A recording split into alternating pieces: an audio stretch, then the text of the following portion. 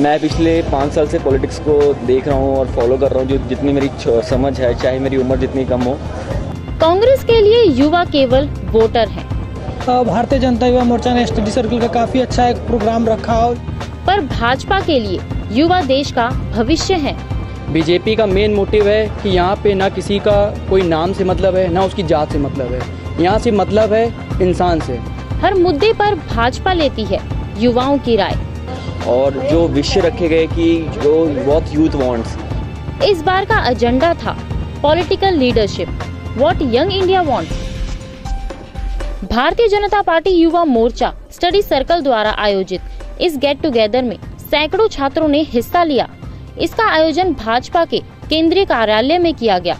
Bharatiya Janata party Yuva Morcha study circle से वो युवा जुड़े हुए हैं जो पढ़ाई या प्रोफेशन के साथ साथ देश सेवा में अपना योगदान देना चाहते हैं।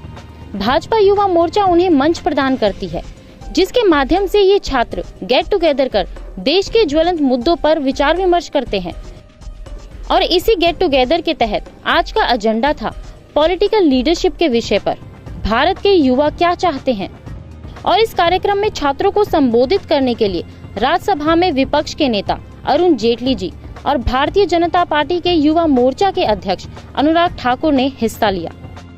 राजनीतिक नेतृत्व कैसे बनता है? क्षमता के आधार पर बनता है या वंशवाद के आधार पर बनता है? और जब तक हम क्षमता के आधार पर बना हुआ राजनीतिक नेतृत्व ही केवल स्वीकृत होगा, इस देश के अंदर ये सिद्धांत लागू नहीं करवा देते, तब तक इस देश के अंदर लोकतंत्र का सही अर्थ नहीं निकल पाएगा। कौन जानता था चुनाव से पहले कि राष्ट्रपति ओबामा कौन है? ये तो चुनाव अभियान के दौरान समझ आने लगा कि उनकी क्षमता क्या है। और इसलिए अगर इस देश को एक सक्रिय लोकतंत्र के मार्ग पर लगना है, तो इस देश में जो नौजवान राजनीति में आते हैं, आप सब आए हो सकता है कि इस देश का कोई भावी प्रधानमंत्री आपके बीच में बैठा हुआ हो। भारतीय जनता पार्टी में यह संभव है, कांग्रेस में यह संभव नहीं है। दोनों पार्टियों के बीच में एक बुनियादी अंतर है कि किसके नाम के साथ कौन सा शब्द जुड़ा है। कांग्रेस में उसका महत्व है, भारतीय जनता पार्टी में उसका महत्व नहीं है। In the BJP surnames don't matter. हमारा समस्त राजनीतिक नेतृत्व माननीय अटल जी से लेकर आज तक जितने लोग हैं, शायद ही कोई हो जो राजनीतिक परिवारों से भी आया हो, शायद ही कोई हो जिसके परिवार में कौन लोग हैं उसकी जानकारी भी किसी को हो। दुनिया के सबसे बड़े लोकतंत्र में, दुनिया के सबसे युवा राष्ट्र में अगर युवाओं की भूमिका नहीं होगी तो किसकी होगी?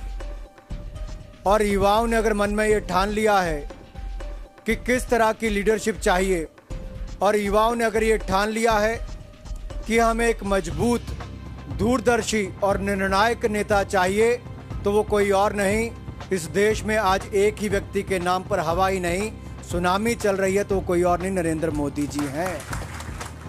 कार्यक्रम के दौरान ही लगभग 400 युवाओं ने भारतीय जनता पार्टी युवा मोर्चा की सदस्यता भी ग्रहण की।